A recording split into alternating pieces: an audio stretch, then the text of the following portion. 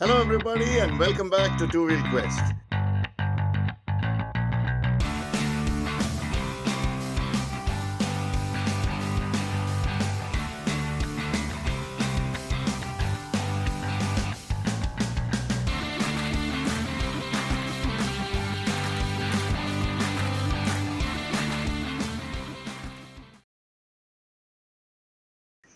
I'm here in Sheffield, which is about 50 kilometers south of Leeds, and I'm riding down from Leeds back towards London. This is where I stayed last night. Not a very nice place, I can tell you. Very basic. I probably wouldn't come back here if I have a chance. I'm now gearing up to leave. I actually planned to do a farm stay yesterday, camp down there in one of those farms. But sadly, the person who was in charge was not available there. So maybe it's a good thing because it was very cold, something like 6 degrees or 5 degrees by the time I got here around 6 in the evening. So I was in no mood to put up a tent. So I'm now gearing up and putting everything on the bike. And then I'll start from here. Not sure what I'm going to do today. I'm going to check out the museum, which is the Leeds Steel Museum. Sorry, the Sheffield Steel Museum. So let me tell you all where I've been the last couple of days. A map of Great Britain. On 11th, I started from Luton, which is near London, and then worked my way up, and then went on beyond Nottingham, around central England here to Leeds. So Leeds is an industrial city.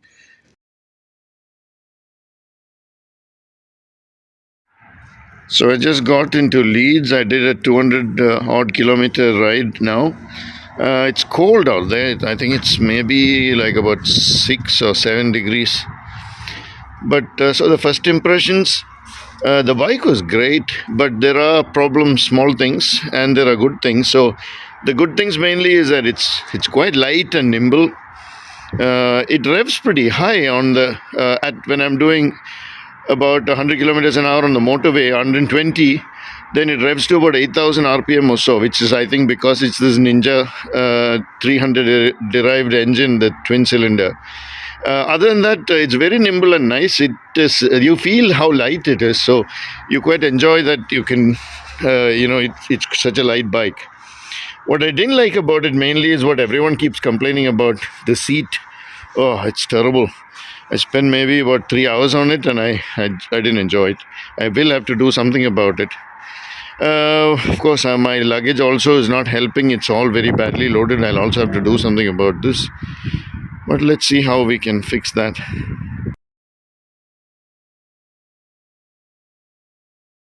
And then I started coming back again towards London. So I'm close to Sheffield now, and there's a national park here. You can see that it's called the Lake District National Park. From here, I'll come down further south and back towards London, and then I will start a tour right around this way. But we'll get to that later. So let me just come to the map of Leeds. So Leeds is here. I kept away from the M motorway. I took the smaller roads, the A and the B roads, and then I went down south, Dewsbury, and then came down here towards the national park, went into the Lake District National Park, and then came up here to Sheffield. Sheffield is somewhere here. So, yeah, edge of the map. So that's been the trip so far. All set to start off from Sheffield. I'm going to go see the Sheffield Steel Museum. It's 7 degrees right now. It's around 9:30 in the morning. The bike is loaded up. It's a little heavy. I don't know how to reduce the weight. I'll have to find some way to ditch some stuff. It's quite bulky, and it took me about 20 minutes to get all this sorted out, so I'm not really happy about it. Now I'll probably head out and go and see the Steel Museum first, and then leave from here and head south. First, I'll go into the national park, see what I have to see there, spend about an hour or two, maybe some nice scenic places, and then I will go on my way down south. Maybe today I will stop over at Birmingham, or maybe go further south. Welcome to the Kelham Island Museum, which showcases the industrial story of Sheffield as a city. And this, I believe, is a man-made island made a few hundred years ago. So the main block of the museum is here. There's an indoor exhibits, and there are also outdoor exhibits. So I'm going to go around and take a look at all of this. Right next to the brewery, there are a lot of craft beer brewers as well. So here's one of those, the Kelham Island Brewery. I like that part. Pale Rider, champion beer of Great Britain. So Kelham Island Museum, discover Sheffield's industrial story. There are sort of old steelworks and other factories around here as well. So yeah, very interesting.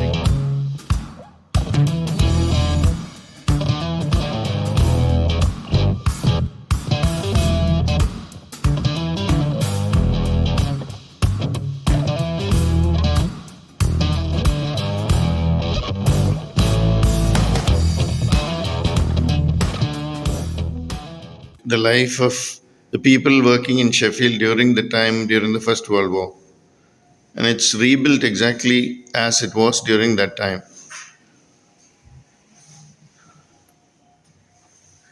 A typical workshop.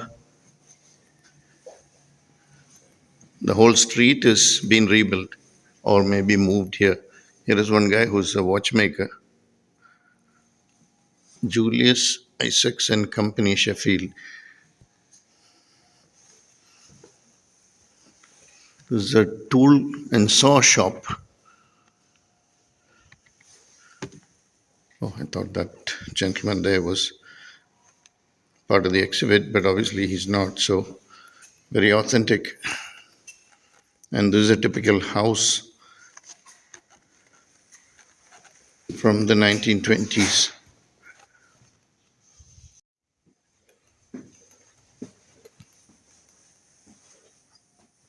The home front.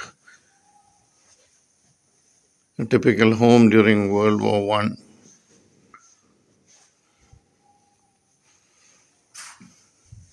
Probably some rich man's home because I can't see the people who are working in these workshop living like this. Maybe it's a proprietor of the workshop.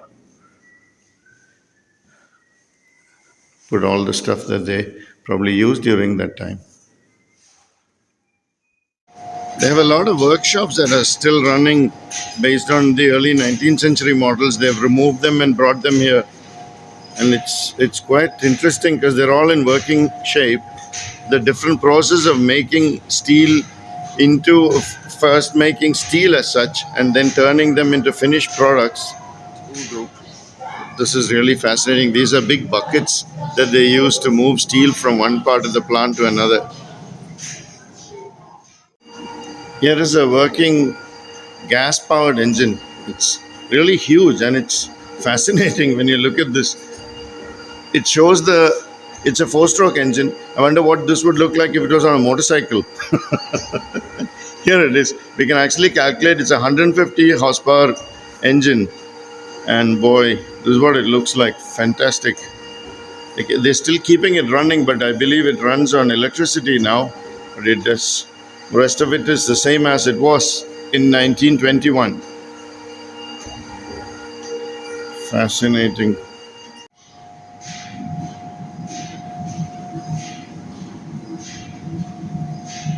Here's another very interesting engine.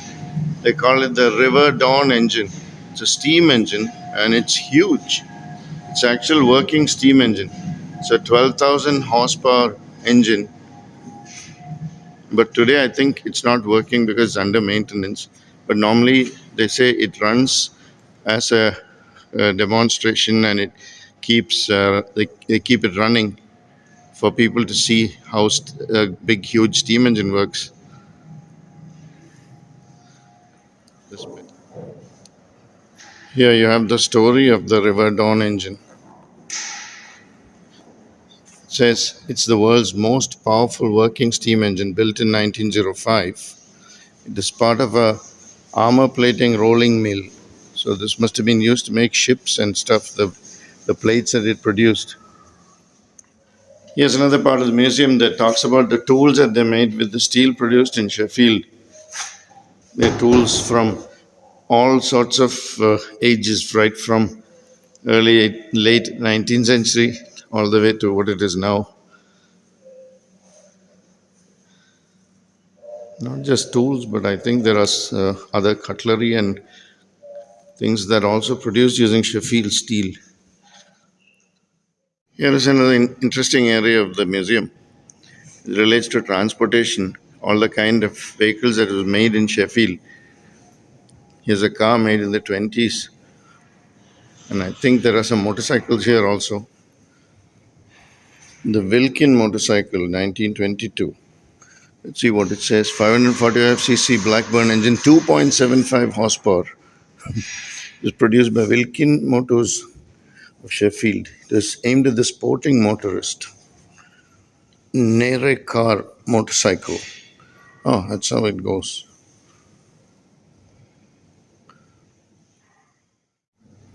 So we've come a long way in 100 years. This was in the 20s. This is a stagecoach. On the other side, you have an aircraft engine. So from one side of the spectrum to the other. The Grand Slam bomb. It's one of the biggest bombs used during World War II, and I believe it was made here in Sheffield. It weighs 10 tons. The bomb is 8 meters tall. Just finished a tour of this wonderful museum. It shows the history of steelmaking in Sheffield, along with all the other things that they put the steel, how they put it to use, armaments, cutlery, tools, motor vehicles, pretty much everything. And it tells the whole story in different sections.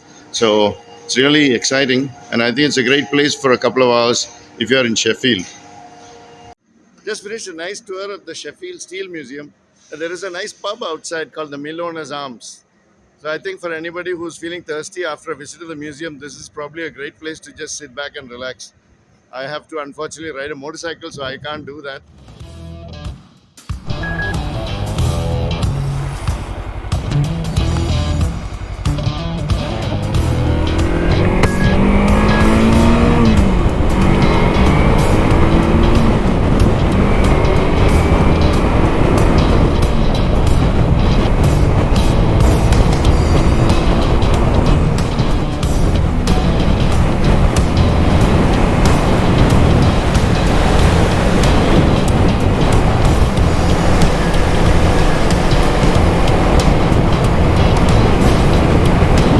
It's really beautiful riding now. A nice roads, no traffic, and brilliant sunshine. Can't ask for anything better than this.